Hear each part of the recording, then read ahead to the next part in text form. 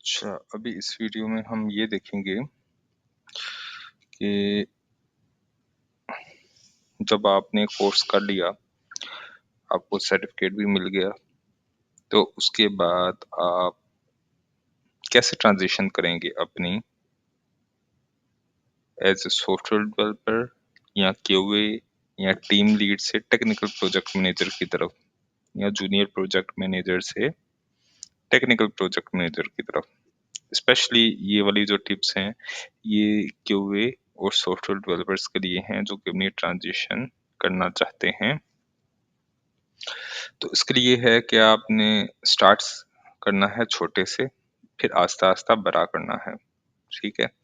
जो सबसे एक आसान स्ट्रैटेजी है, वो ये है कि आप अपनी जो जब आप ये सर्टिफ़िकेशन कर लेंगे ये वाली, आपको एक एक सर्टिफ़िकेट मिल जाएगा कि आपने ये वाला टेक्निकल प्रोजेक्ट मैनेजर का एक सर्टिफ़िकेट ले लिया है। तो फिर आप क्या करेंगे कि आप वो लेके जाएँ अपने जो प्रोजेक्ट मैनेजर है, प्रोग्राम मैनेजर है, जो भी आपके लीड हैं, उनको कहें मैंने ये कर लिया है और मैं वॉलंटियर हूँ एक स्प्रिंट चलाने के लिए। इसको छोटा मत समझें, क्योंकि अगर आपने एक स्प्रिंट भी अच्छे तरीके के साथ मैनेज कर ली, तो आप अपने सीवी के अंदर ये मेंशन कर सकते हैं कि सक्सेसफुली रन ए स्प्रिंट, ठीक है? या successfully lead a team of developers and QA in 2 और 3 और 4 जितनी भी स्प्रिंट्स आपने लीड की हों, वो आप मेंशन कर सकते हैं, ठीक है? अच्छा, उसके बाद आप क्या कर सकते हैं कि आप जीरा का बिल्कुल फ्री अकाउंट यूज़ करके आप जीरा बोर्ड पे 2 या 3 प्रोजेक्ट्स बनाएँ और स्प्रिंट्स को ऑर्गेनाइज़ करने की कोशिश करें। वैसे अगर ऑलरेडी आपके पास सक्सेस है आपके रनिंग प्रोजेक्ट्स की, आप उसको भी कर सकते हैं, लेकिन इनिशियल लेवल पे आप एक डमी प्रोजेक्ट बना के उसमें अपना हाथ सीधा करें, ठीक है? अच्छा, उसके बाद क्या है कि आप डॉक्यूमेंट्स बनाएँ, रिक्वायरमेंट डॉक्यूमेंट बनाएँ, इसी तरीके से स्प्रिंट रिव्यू की डॉक्यूमेंट बनाएँ, शेड्यूल बनाएँ, एक-एक स्प्रिंट का। तो ये तमाम प्रोसेस जो आपने इस वीडियोज़ के सीखा है, यही स्टेप्स आप करें। अगर ये वाले आपके ऑलरेडी फॉलो हो रहे हों, तो ठीक, अगर नहीं हो रहे होंगे, ये एक इसमें हो सकता है आपको कुछ क्रिटिक्स भी आएँ, इसमें आपको रेजिस्टेंस का सामना भी हो कि क्या ये नई चीज़ तुम लेके आ गए हो? हुँ, हम तो ऐसे नहीं करते, इसका तो ये नुकसान है, इसका तो ये नुकसान है। उस वक़्त आपने दिल पे नहीं लेना। क्यों?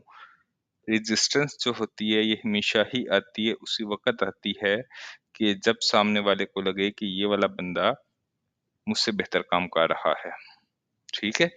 तो ये आएगी आपको रेजिस्टेंस, आपने घबराना नहीं है, ठीक है? अच्छा, और उसके बाद क्या है कि आपने जब 1 स्प्रिंट, 2 स्प्रिंट, 3 स्प्रिंट चला ली, आस्ता-आस्ता कोशिश करें कि क्लाइंट के साथ डायरेक्ट कम्युनिकेशन कैसे करते हैं, जो आपका पीएम है उसको देखें, उसको समझें, जो टेम्पलेट्स वगैरह वो ईमेल्स के लिए लिखता है, जो डेली रिपोर्ट्स वगैरह वो भेजता है, वो कैसे भेजता है, उसको ऑब्ज़र्व करें, उससे अच्छे ताल्लुकात बनाएँ, ठीक है? और उसके बाद अगर आपको अपवर्क से या फीवर से या किसी जानने वाले से कोई साइड प्रोजेक्ट छोटे से छोटा भी मिलता है, आप कोशिश करें कि उसको इसी फ्लो में चलाएँ, जो आपने इसमें सीखा है कोर्स में, आप ऐसे ही चलाएँ। वो एक साइड प्रोजेक्ट फुल फ्लेज होगा जो आप अपने सीवी के अंदर मेंशन कर सकते हैं, ठीक है?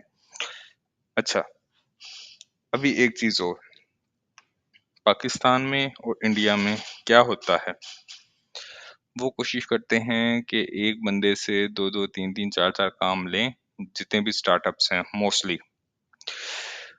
अच्छा, वहाँ पे आप ये कह सकते हैं, जब भी आप नई सीवी जब आपने अपनी सीवी के अंदर ये वाली 3-4 चीज़ें लिख ली, आपको जीरा पे टास्क बनाना आ गया, हुँ? आपको एस्टिमेशंस वगैरह चेक करने और उसके बाद रिक्वायरमेंट लेना, उसके बाद समझाना, उसके सब टास्क बनाना, उसके बाद डिलीवर करना, रिव्यू डॉक्यूमेंट बनाना। ये तमाम चीज़ें आपने एक दफ़ा अच्छे तरीके के साथ कम से कम एक दफ़ा तमाम चीज़ें अपने हाथ से गुज़ारें। फिर आप जहाँ कहीं भी देखते हैं कोई जूनियर प्रोजेक्ट मैनेजर की जॉब आई हुई है, टेक्निकल प्रोजेक्ट मैनेजर की जॉब आई हुई है, आप वहाँ पे अप्लाई करें। आप उनको ये कहें कि मैं पिछली कंपनी में as a junior assistant project manager काम करता रहा हूँ। ये मेरी रोल्स थी।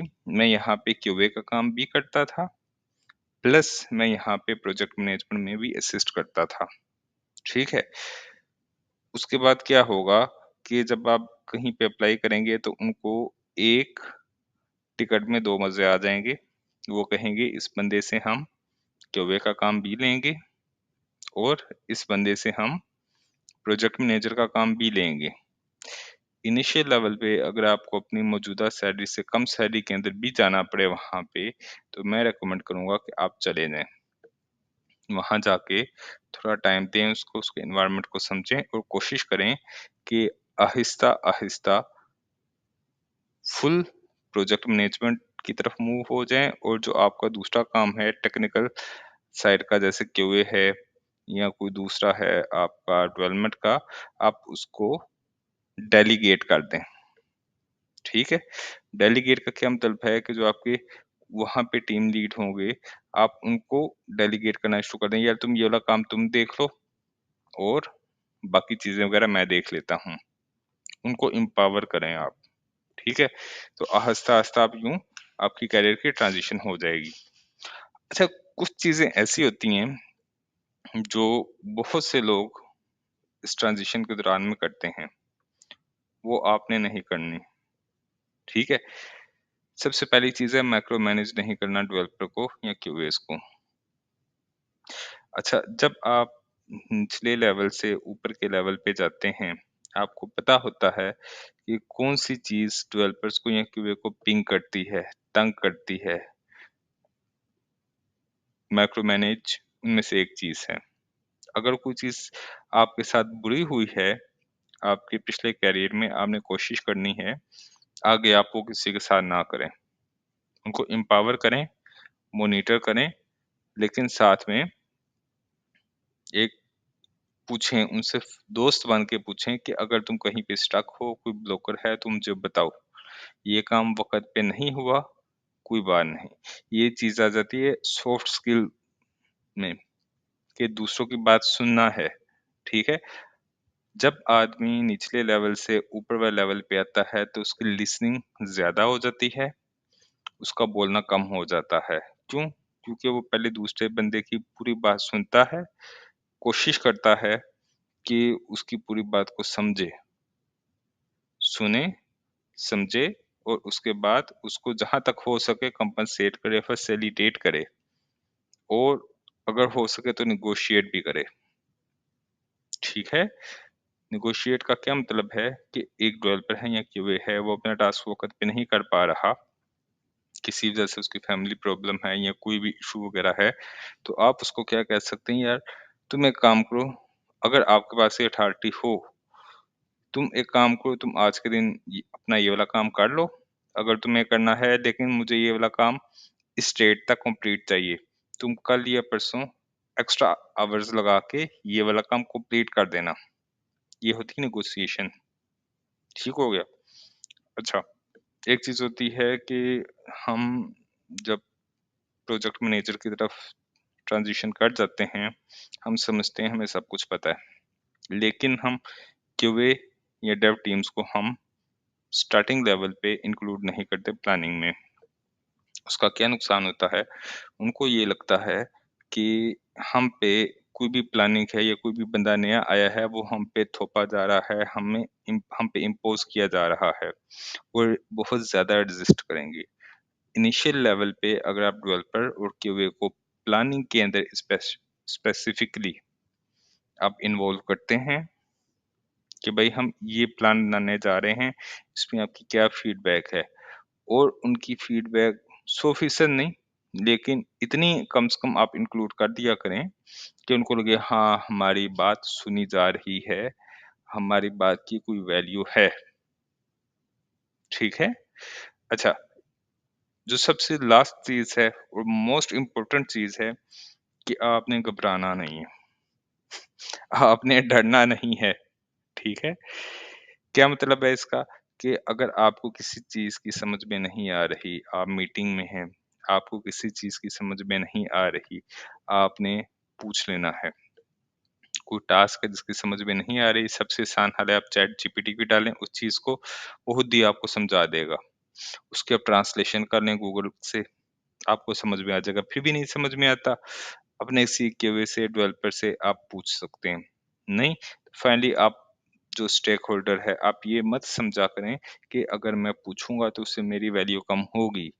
उनको हो सकता है इनिशियल लेवल पे ये लगे कि बंदा इनएक्सपीरियंस है, लेकिन जब आप थोड़ा टेक्निकल पॉइंट ऑफ व्यू से बात करेंगे उनसे, उनको समझ में आ जाएगा इस बंदे को वाक़ई ज़रूरत है समझने की और ये समझना चाहता है, तो वो ज़रूर आपको अच्छे तरीके के साथ गाइड करेंगे।